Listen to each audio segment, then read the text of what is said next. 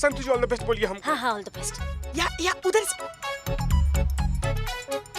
हाँ जी अर्पित भैया, गजब छुपा रुस्तम आदमी निकला यार तुम तो। चलिए मैडम सर बुलाई हैं, चिंता कोनो बात नहीं, हम सब संभाल लेंगे। संभालना तो पड़ेगा ही ना भाई। अगर मेरा ये राज खुल गया कि मैं सब कुछ सुन सकता हूँ और बोल भी सकता हूँ, तो फिर तो सब कुछ बोलूंगा ना, हैं? तुम सबके राज भी खोलूंगा। एक बार ना नकली मेडिकल सर्टिफिकेट देकर छुट्टी लिए थे हम। पुलिस की एग्जाम में ना एक बार चीटिंग की थी मैंने, तब से लेके आज तक पूरे दिल में ऐसा बोझ बैठ गया है ना कि मैं आपको क्या ही बताऊं। यार अर्पित पहली बार तुम्हारे दुकान पर आए, एकदम चौचक दुकान लगाए हुए, कुछ खिलाओगे नहीं इस सब में से? लो ये क्या है? इसको इसमें ये अपना माल है, कोई शक? कितना ओवर एक्टिंग करता है ये। चोर चोर चोर चोर। हेलो चीते, चीते, चीते, पता है तुमको ये ब्लैकमेल का चक्कर ना बहुत ही खराब होता है। ये जो अर्पित है ना, उसके पास हमारे राज है। आज वो अपने केस में हमें ब्लैकमेल कर रहा है, कल किसी और मामले में हमें ब्लैकमेल करेगा तो सोचो, सोचो क्या होगा। तो इसीलिए ब्लैकमेल करने वाले को ही खत्म कर देना चाहिए। ब्लैकमेल करने वाला खत्म, ब्लैकमेल होने का डर भी खत्म। ये इंसान से दानव कब बन गए? जीते, तुम एक काम करो, उस अर्पित को ना फैजाबाद रोड की तरफ लेकर आओ। तुमको पता है ना, बहुत सुनसान रास्ता है, वहाँ कोई आता या जाता नहीं। वहाँ तीनों मिलकर हम उस अर्पित को ढिसका कर देंगे। पर पुष्पा जी, फैजाबाद लेकर जाएंगे, वहाँ पे एनकाउंटर करेंगे तो कितना टाइम लग जाएगा, है ना? हाँ, तो फिर ऐसा करते हैं दुश्मन को दुश्मन के घर में घुस के मार डालेंगे। पर उसकी तो दुकान है ना पुष्पा जी। हाँ तो दुकान में घुसकर मार डालेंगे। दुकान में घुसेंगे, शटर डाउन करेंगे, जितनी भी गोलियां हमारे पास है ना, सब उसके शरीर में दाग देंगे। अब जाओ, जाओ, जाओ। बहुत बाप रे। जाओ, जाओ। हाँ बाबू, अपना जान पर खेलकर तुम्हारा अमानत वापस लेकर आए हैं। अब तुमको चिंता करने की कोनो जरूरत नहीं है। पुष्पा जी को और संतु जी को ना यहीं पर बुला लिया, तो सारा जो मामला है यहीं पे निपट जाएगा। तुमको बिल्कुल फिक्र मत करो। वो थक गए यार।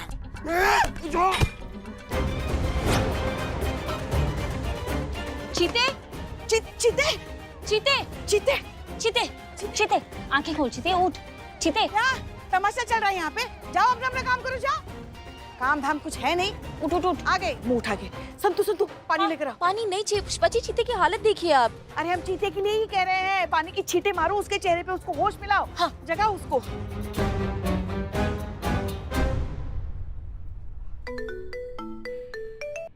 हाँ पुष्पा जी कहिए। मैडम सर, वो जो अर्पित है ना, वो भाग गया। क्या? जी मैडम सर, वो चीते को धक्का देकर उसे बेहोश करके हमारी हिरासत से भाग गया। एक सेकेंड, लेकिन अर्पित को भागने की जरूरत ही क्या है? वो इस तरह से क्रिमिनल्स की तरह क्यों बिहेव कर रहे हैं? अच्छा ठीक है, एक का मीरा, इसकी मैया का। शांति शांति शांति। मीरा फटाफट अर्पित का मोबाइल लोकेशन ट्रैक कीजिए जल्दी। Sorry madam sir, order not accepted. Karishma madam ने स्पेसिफिकली आपका कोई भी ऑर्डर ना मानने का ऑर्डर दिया है। करिश्मा सिंह, मीरा को ऑर्डर दीजिए। अरे हम तो भूल ही गए, करिश्मा सिंह ठीक से सुन नहीं पा रही हैं।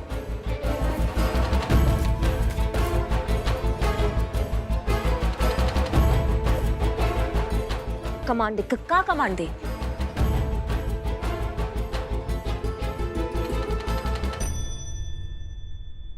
मीरा, अर्पित का फोन ट्रैक करो, फटाफट उसका लोकेशन का पता लगाओ अभी। Okay madam.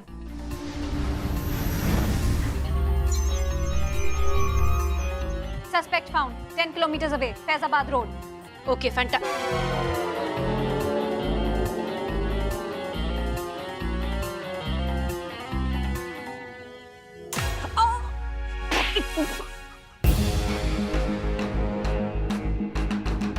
इसकी मैया की सासू मैया, इसने हमारा कान खराब किया है। ये कैसे बच के निकलेगा? इसकी तो हम जान ले लेंगे। निकालो हमारा bike. Meera ji all the best. भाग गया पुष्पा जी। कौन कहा था आपको इतना ज्यादा एनकाउंटर का नौटंकी करने के लिए?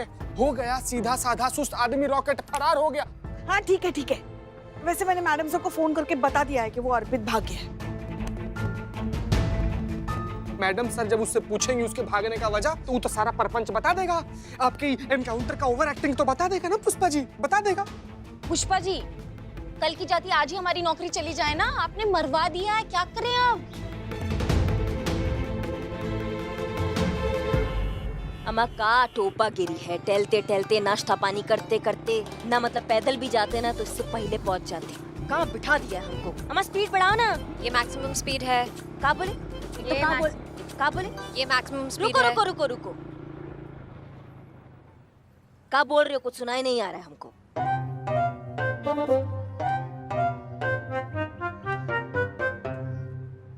ये मैक्सिमम स्पीड है? यस। इसकी मैया की सासू मैया, ऐसे तो हम अगले जन्म में पहुंचेंगे। सारे कबाड़ ना हमारे पल्ले पड़े हैं, तुम भी और ये भी।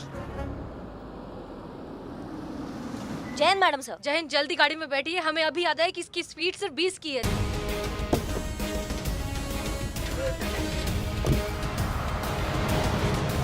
Location update Meera. Yes madam sir.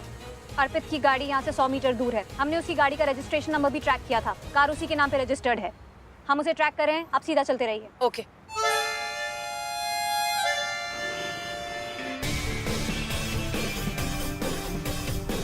अर्पित हमारी तरफ ही आ रहा है मैडम सर। वो रहा अर्पित। वो अर्पित है? यस। उसको बोलो रुके, उसको बोलो गाड़ी रोके। मीरा, अर्पित रुको, अर्पित रुको, अर्पित गाड़ी रोको, अर्पित गाड़ी रोको। भाग क्यों रहे?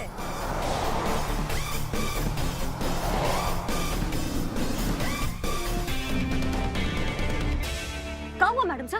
पेट्रोल खत्म हो गया। कहाँ बोले आप? अब लिख कर बताओ मीरा। Petrol over? इसकी मैया का, ये पेट्रोल बजट का टंटा ना होता ना तो। अम्मा जाओ मीरा, पकड़ो, तुम भागो, पकड़ो। हाँ, रफ्तार दौड़ दिखाओ फुल थोड़ी। स्पीड मीरा।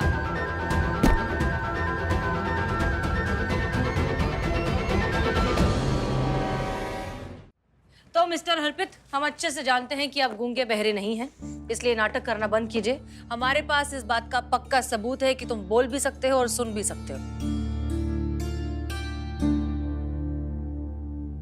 वो देखो ऐसा है भैया, तुम्हारे वजह से ना हमारे कान बंद हो गए हैं, हमें सुनाई नहीं आ रहा है कुछ भी। समझ रहे हो हमारी बात को? अगर तुमने आज सच नहीं बोला ना मार मारेंगे ना तुमको, कि तुम्हारी जो आगे आने वाली पीढ़ी है ना वो है करती हुई नजर आएगी। समझ रहे हो हमारी करिश्मा बात को? सिंह, शांत। अभी दूध का दूध और पानी का पानी हो जाएगा। हमने एक डॉक्टर को यहाँ बुलाया है जो आएंगे, तुम्हारा चेकअप करेंगे और साफ साफ पता चल जाएगा कि तुम कितने बड़े झूठे हो। आ गए डॉक्टर, आ गए डॉक्टर, आ गए डॉक्टर हियर। जिसके पीछे पड़ जाए उसके मुंह से निकले hi hi I am specialist doctor Newton Einstein. क्या? कुछ नहीं है डॉक्टर साहब। Okay come to the point. Treatment पे आते हैं। ट्रीटमेंट, मैं तुम्हारा ट्रीटमेंट करूंगा। तुम बहरे हो लेकिन मेरी दवा से तुम तंदुरुस्त हो जाओगे, तुम्हें सुनाई देगा। ये रहा।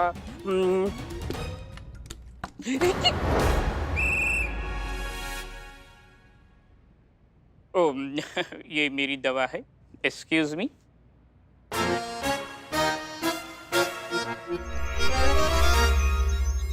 ये मेरी दवाई हो गई, अब आपकी दवाई की बारी।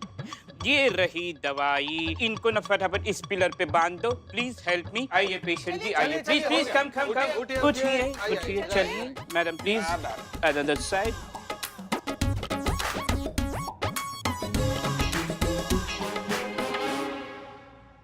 तो ये है दवाई, इसके 4-5 बूंद मैं तुम्हारे कांस में डाल दूंगा। कांस में? या कांस। 1 कान, 2 कांस, बहुवचन। Correct. Yes, your capacity of my assistant. ये तुम पुलिस की नौकरी छोड़ दो, मैं तुम्हें डॉक्टर बना दूंगा। डॉक्टर साहब, इधर मरीज इधर है। ओके, मुंडी तेरी कांस में 2-3 बूंद आई। टुक टुक टुक। Okay fine. अनदर साइड मुंडी तेरी। 1 2 3। Okay fine. Oh my god, shake the before use. Madam hold it, मैंने शेक ही नहीं किया।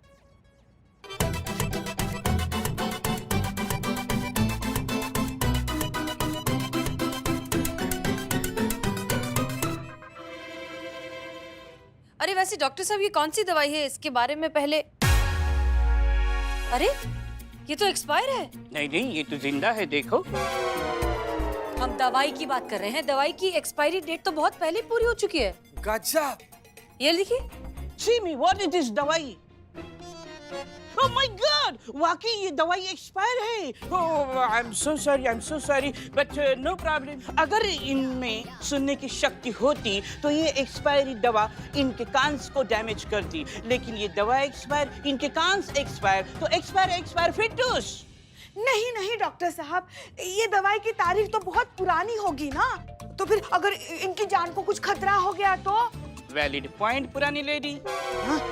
देखो, मैं यहाँ 5 मिनट के लिए रुक जाता हूँ। अगर तुमको कुछ होता है तो मैं यहाँ हूँ, डॉक्टर न्यूटन आइंस्टाइन। तो आप प्लीज रिलैक्स कीजिए। देखिए 5 मिनट का रिलैक्स एवरीबॉडी। तुम तो निठल्ले हो, कहाँ जॉब करोगे? अच्छा संतू जी, आप ये जो फाइल बनाने के लिए इसमें क्या करना है देखिए। नहीं चीते, तुझे समझाया तो था, ये तूने गलत कर दिया।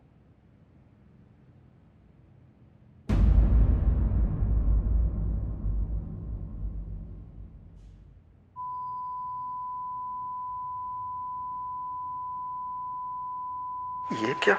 मुझे कुछ सुनाई क्यों नहीं दे रहा है?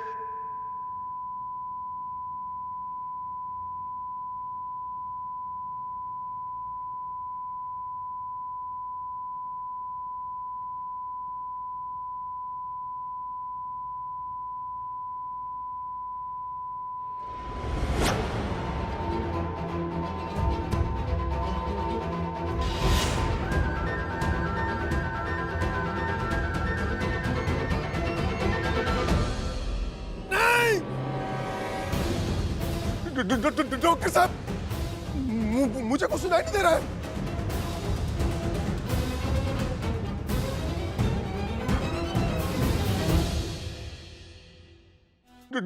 डॉक्टर साहब, मुझे कुछ सुनाई नहीं दे रहा है।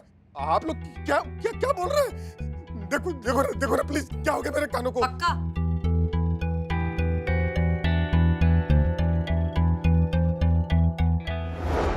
आप जैसे ड्रामेबाजों से सच्चाई उगलवाने के लिए हमें भी कभी कभी ड्रामा करना पड़ता है। ये देखो, ये वीक निकला और ये बेल, इसके अंदर कुछ नहीं है। उसकी घंटी हमने ऑलरेडी निकाल के रख दी थी। इसलिए प्लीज वक्त और बर्बाद मत कीजिए और सच सच बताइए कि पिछले 5 सालों से आप ये गूंगे बहरे होने का नाटक क्यों कर रहे हैं?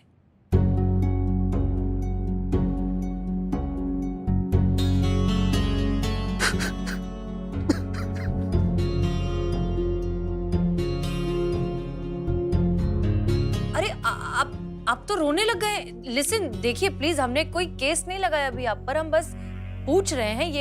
ये नाटक भी हमने सच्चाई उगलवाने के लिए किया था। प्लीज रोइए मत। संतोष शर्मा, पानी। हाँ इनके लिए। हाँ इनके लिए। देखिए आप प्लीज रोना बंद कीजिए, शांति से पानी पीकर हमें बताइए कि आप क्यों झूठ बोल रहे हैं पिछले इतने सालों से। आपने खुद की लाइफ इतनी कॉम्प्लिकेटेड क्यों बनाई हुई है? देखो, हमने ना पहले तुमको ही विलन माना था, मगर पानी और शांति से बताओ कि हुआ क्या है। हाँ, अब मैं क्या बताऊं मैडम, आपको भी सुन के बड़ा अजीब लगेगा, लेकिन इन सब के पीछे जो वजह है ना, वो है मेरी पत्नी सुनैना और मेरी मां निरुपमा का बिहेवियर। आपको आइडिया भी नहीं होगा कि जिस दिन से मेरी शादी हुई ना, मेरी जिंदगी कैसे नरक से भी बदतर बन गई थी। सास बहू के झगड़े ने मेरा जीना मुश्किल कर दिया था मैडम। नहीं मतलब, सास बहू के झगड़े हर घर में होते हैं। चलो 5 मिनट समझ में आता है, 10 मिनट समझ में आता है, लेकिन 24 घंटे हर वक्त जब देखो तब ताने, चीखना, चिल्लाना, बहस, सामान पटकना। ऐसा लगता था मैडम जैसे मेरा दिमाग ना फट जाएगा। मेरी हालत ना चक्की के 2 पाटों के बीच में फंसे उस बेचारे गेहूं की तरह थी, जो बस पिस रहा था, घिस रहा था, और ये ना उन दोनों को बिल्कुल भी नहीं दिख रहा था। समझ में नहीं आ रहा था कि मैं करूं तो क्या करूं। मां को छोड़ नहीं सकता था, बीवी को तलाक नहीं देना चाहता था। डिप्रेशन इस कदर मेरे ऊपर हावी हो गया था ना मैडम कि मैंने आत्महत्या करने की भी कोशिश की, लेकिन हिम्मत ने जवाब दे दिया मैडम। तब तक हार के मैंने ये गूंगा बहरा होने का रास्ता निकाला। हम अच्छे से समझ गए कि तुम पर क्या बीत रही है। हमने भी तुम्हारी पत्नी और तुम्हारी माँ को लड़ते हुए देखा है। सच में बहुत बुरी तरह झगड़ते हैं दोनों। एक बार जब लड़ना शुरू हो जाते हैं तो भूल जाते हैं कि वो कहाँ हैं, क्या कर रहे हैं, किसके सामने बोल रहे हैं और उनके इस तरह के झगड़ा करने से किसको कितना नुकसान पहुंच सकता है। हम तुम्हारा दर्द बहुत अच्छे से समझते हैं, लेकिन अर्पित, हमें नहीं लगता कि इस तरह का कॉम्प्रोमाइज या इस तरह की कॉम्प्लिकेटेड सिचुएशन तुम्हारी इस प्रॉब्लम का परमानेंट सोल्यूशन है। ये कभी ना कभी तो बात बाहर आनी ही थी। तो कैसे हल होगी मैडम?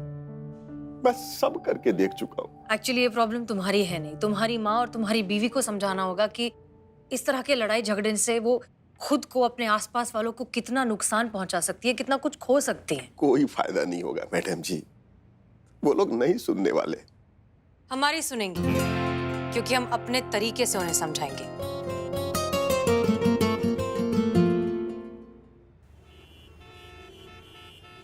मैंने कितनी बार कहा था कि मेरी बात सुनिए, पर आप तो मानती ही नहीं। मेरी बात क्यों, तुम उसकी बात सुनती हो? कितना मना करता है वो तुमको। तो बहुत भारी। देखा, कर दिया ना एक्सीडेंट। मैंने तुझे कहा था कि गाड़ी आज से चला, सुनती नहीं मेरी बात, कभी भी नहीं सुनती।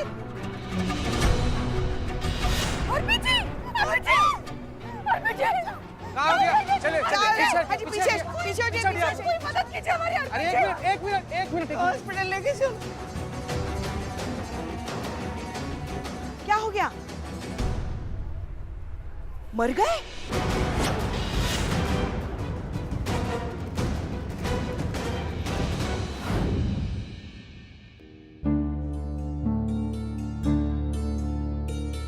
तो कैसा लग रहा है उस इंसान की जान लेकर जो आपकी जिंदगी का सबसे अहम हिस्सा था? हमने उन्हें नहीं मारा मैडम। कानून की नजर में उन्हें किडनैप आप ही ने किया था और आप ही की गाड़ी के नीचे आके उनकी मौत हुई है, तो जिम्मेदार आप ही हैं। मैडम हमें फांसी पर चढ़ा दीजिए। हम इसी लायक है मैडम, इसी लायक। अब बेटा ही नहीं रहा तो हम जी कर क्या करेंगे? मुझे नहीं जीना। अर्पित जी के बगैर मेरी जिंदगी का क्या मतलब? मुझे भी फांसी पे चढ़ा दीजिए। आप लोगों को फांसी चढ़ाकर क्या होगा? जिसे जाना था वो तो चला गया। और वैसे भी आपका बेटा और आपका पति आज थोड़ी ना मरा है, वो तो बहुत पहले ही मर चुका था। रोज मर रहा था, थोड़ा थोड़ा। जानती हैं क्यों? आप दोनों की वजह से, आप दोनों के झगड़े की वजह से, आप दोनों की रोज रोज की किचकिच से परेशान हो चुका था अर्पित। आप दोनों तो ये भी नहीं जानती कि कुछ सालों पहले अर्पित ने अपनी ही जान देने की कोशिश की थी। जी हाँ, और अगर उस वक्त वो कामयाब हो जाता तो वो तो बहुत पहले ही मर जाता ना। बेचारा अर्पित करता तो क्या करता? पत्नी की साइड लेता तो माँ नाराज, माँ की साइड लेता तो पत्नी नाराज, दोनों की साइड नहीं लेता तो दोनों नाराज। इस अशांति से परेशान होकर 5 साल पहले अर्पित ने सीढ़ियों से गिरने का और फिर अपने डॉक्टर दोस्त से खुद को गूंगा और बहरा डिक्लेयर करवाने का नाटक किया। माँ का अहंकार उसका बेटा होता है। अब बेटा ही नहीं रहा तो फिर किस बात का अहंकार? ये बात उसके जाने के बाद हमारे समझ में आई है मैडम। एक मौका मिल जाए बस सब कुछ पहले जैसे ठीक करने का, बस एक मौका मिल जाए। समझो, मिल गया मौका।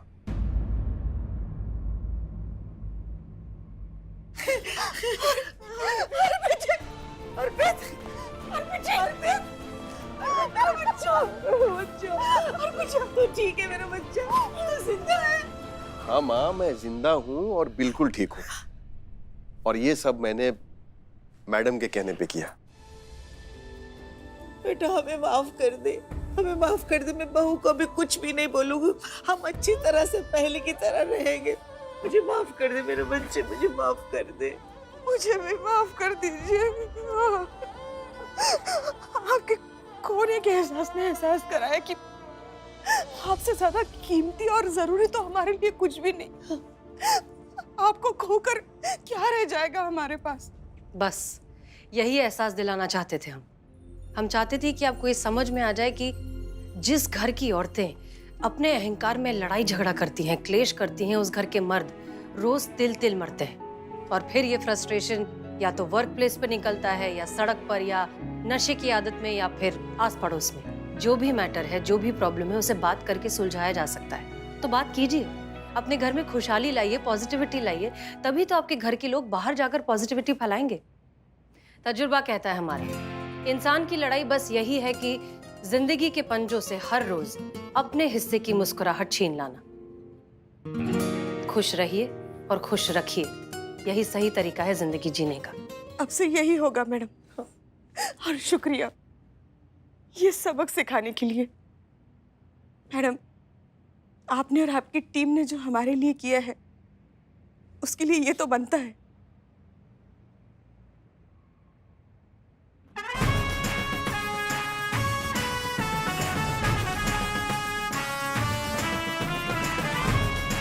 शुक्रिया मैडम। चलो।